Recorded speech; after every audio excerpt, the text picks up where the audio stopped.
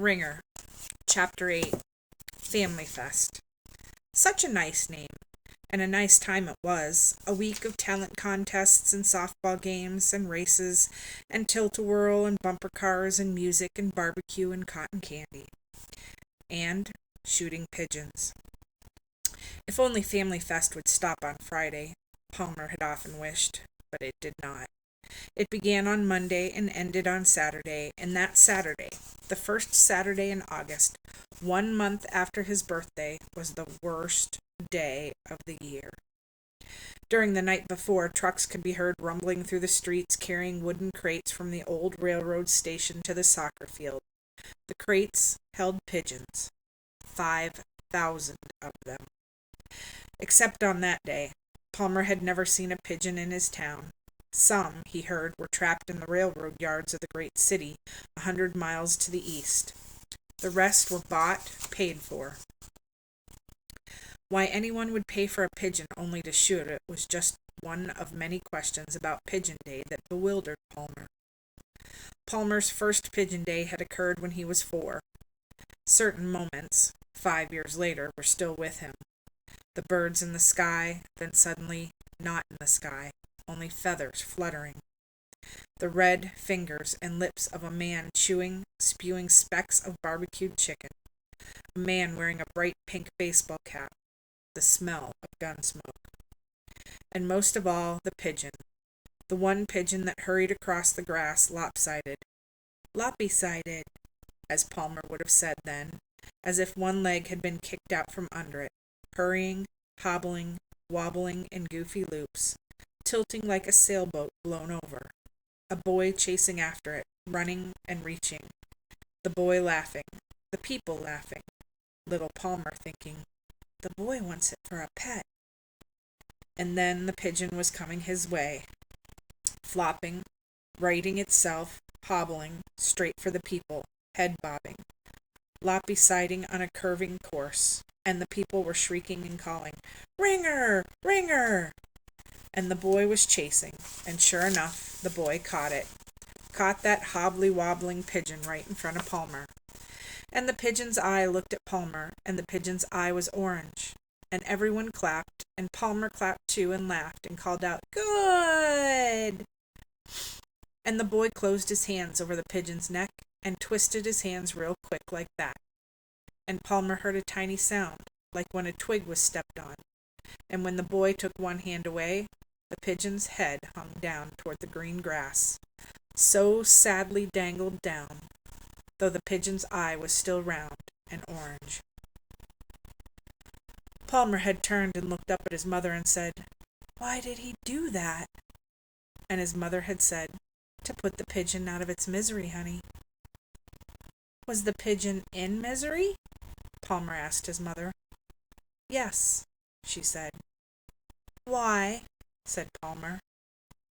His mother did not answer. She was looking at the sky. Because he was loppy-sided.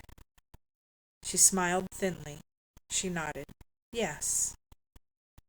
The boy didn't want him for a pet, did he? His mother kept looking at the sky, kept not answering. Palmer began to notice a gray, sour smell in the air. Suddenly his mother grabbed his hand and pulled him away. As they squeezed through the crowd, the happy faces of the people and the cheers and laughter, and the fingers red from barbecue sauce gave Palmer the feeling that he was leaving a party. The boy, Palmer learned later, was called a Wringer.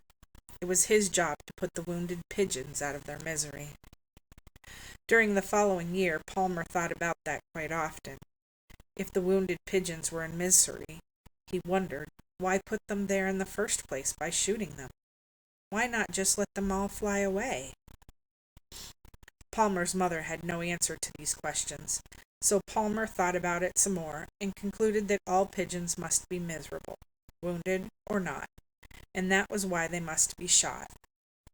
And perhaps the pigeons themselves knew this.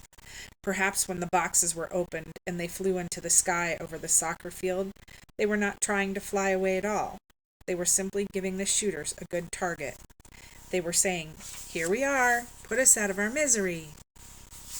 How sad to be a pigeon, And how nice of the people, that they would stop at nothing to help. They would shoot and ring, and Palmer imagined punch and hand grenade and bayonet if they had to. Anything to end the poor bird's misery.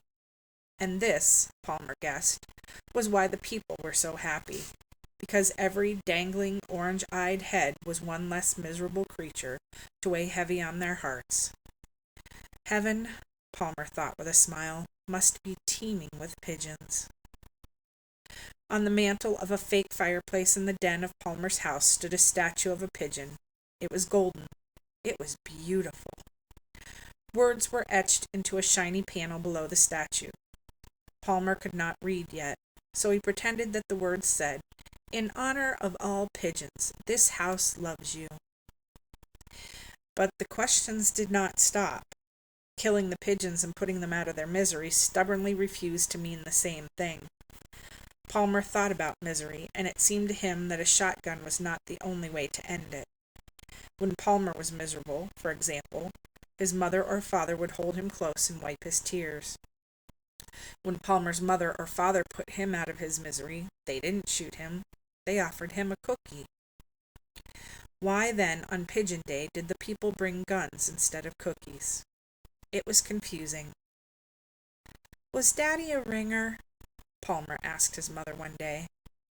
After a minute she said, "Better ask your father."